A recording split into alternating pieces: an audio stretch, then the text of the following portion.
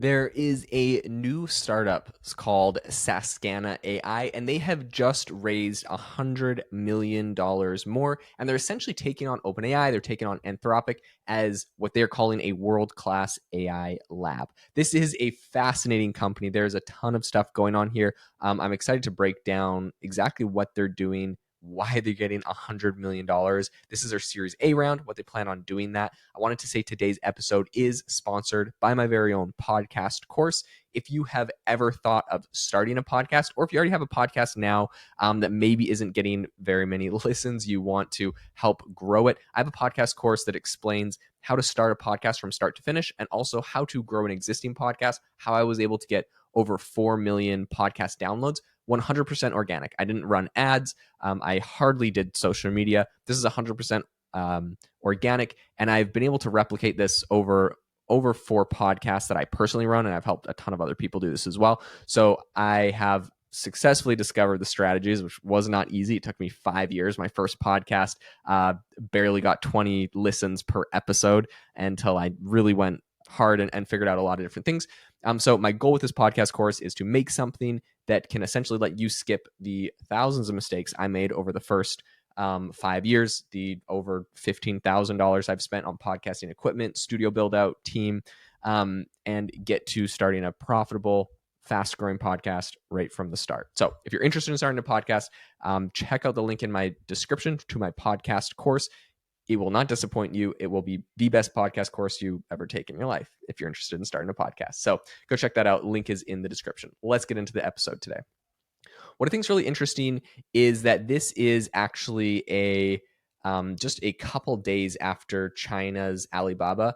There's a whole bunch of headlines in regards to the Qwen 2 VL AI model, and so a lot is going on right now as far as AI. There's tons of frenzy taking over the world, and it's not just American companies. So in regards to that, Saskana AI, this is actually a Japanese startup.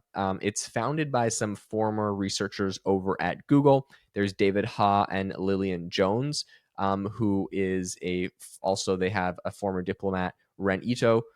So all of them are working on this together.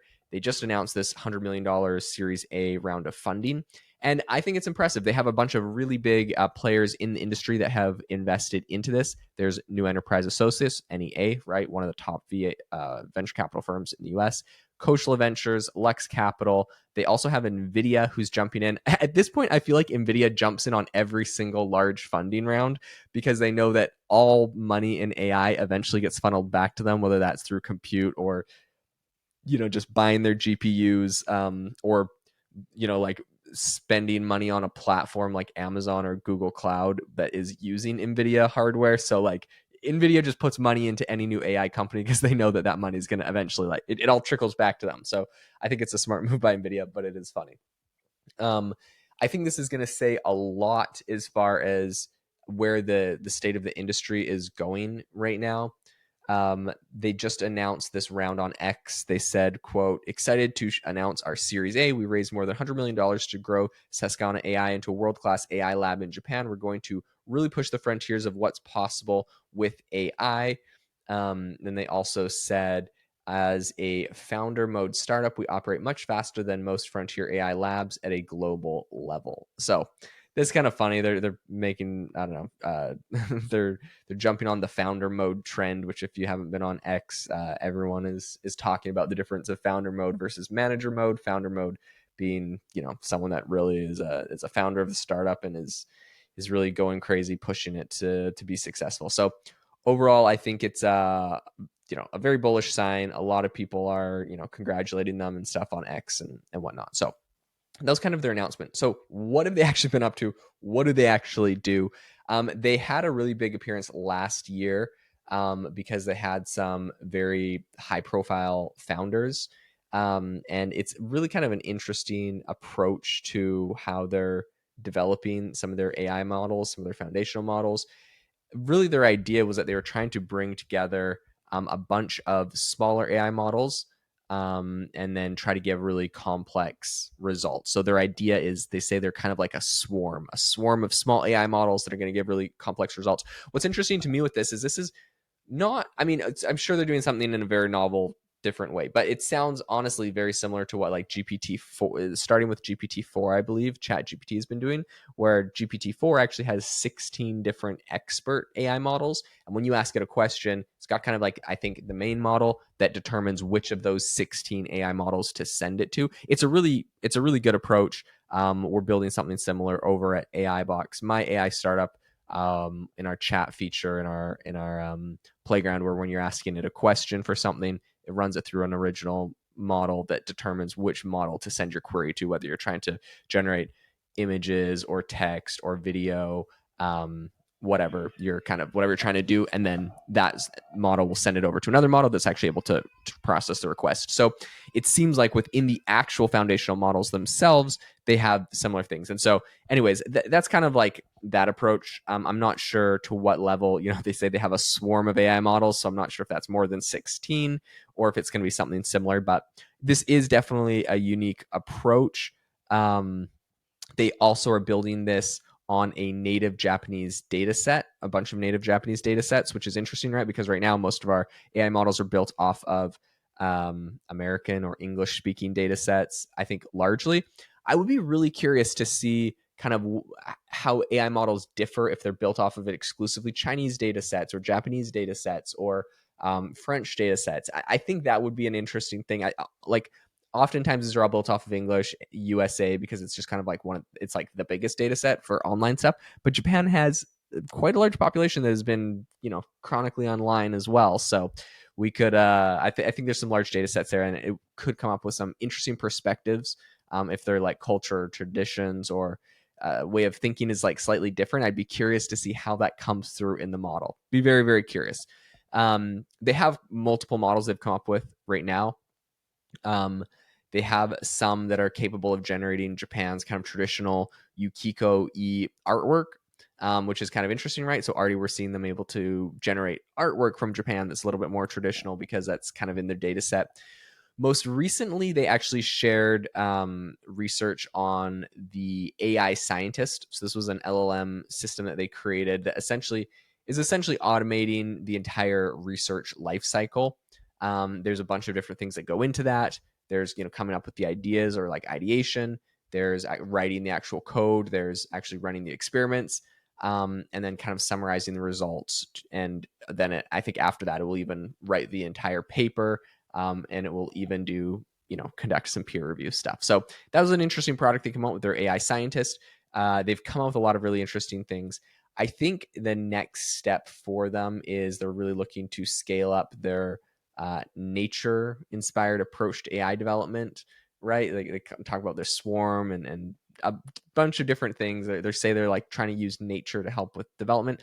This is, or like with AI concepts and how they're developing things. I think this is a great idea. I mean, I feel like a lot of AI research that's been successful to date has, in one way or another, been reflective of obviously human intelligence and like different psychological things. So I don't know. I think this is very interesting. We're kind of going in the same direction. They seem to be like trying to follow more of like a nature animal ecosystem-y kind of approach to it, which I think is interesting.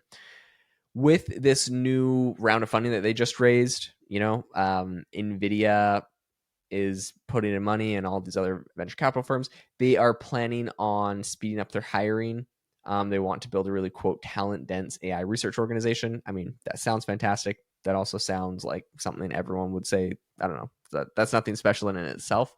They're also going to get a bunch of resources from their and infrastructure from their partnership with Nvidia. So that kind of makes sense. Nvidia put money in, and that's probably going to go straight back to Nvidia chips.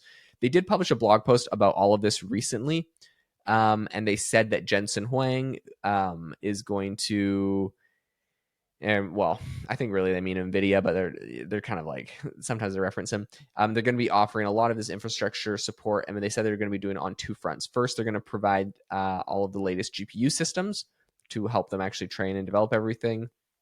And they're also going to give them access to NVIDIA's powered data centers that are actually inside of Japan, and they're going to be using those for running all their experiments and stuff. So very, very exciting.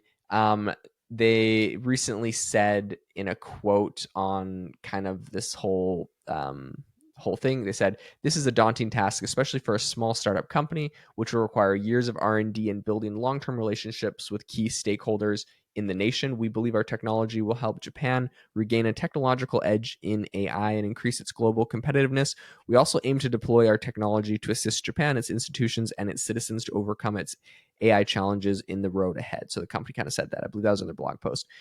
All of this is kind of in this trend. I've seen a lot of like very pro AI things coming out of Japan. I think Japan has at different times been, a big leader in technology, and feels like maybe it's slipping right now with AI. Not a lot of the big AI companies or big AI technologies coming out of Japan per se. So I think Japan's trying to change that. And this company is kind of a big step in that direction. So it's going to be really interesting. To see how this rolls out. OpenAI also, I believe, has a Japan headquarters as well. So I think there's other players in Japan that are going to be duking it out. OpenAI and Sam Altman, I think he kind of like launched their Tokyo hub back in April. And they've already released a custom GPT-4 model optimized for the Japanese language, which I think is really interesting. And then another funny thing, if you follow all of the rumors and drama with OpenAI, is that OpenAI's Japan president, Tado, he was recently giving a presentation that sort of got leaked, where he was showing off a new AI model called GPT Next, which some people are saying is going to be 100 times better than GPT-4, and aka it's like it's GPT-5, but they're calling it GPT Next. So we'll see what happens there. A lot of really interesting things coming out of Japan. I think it's unclear whether like the Japan lab developed it or if they just had information on it and we're talking about it. But I would not count out the Japanese when it comes to technology. They've been a leader in this space. This is something that they're very, very good at. So I'd be very excited to see, not just what OpenAI Japan is able to come up with, but with all of this funding, $50 million, what Saskana AI comes up with. This is a very innovative AI lab that I would definitely recommend keeping your eyes on. I'll keep you up to date on everything they do. Now, if you're interested, as I mentioned, in starting a podcast, I will leave a link in the show notes as well to my very own podcast course. Hope you all have an amazing rest of your day, and I will talk to you next time.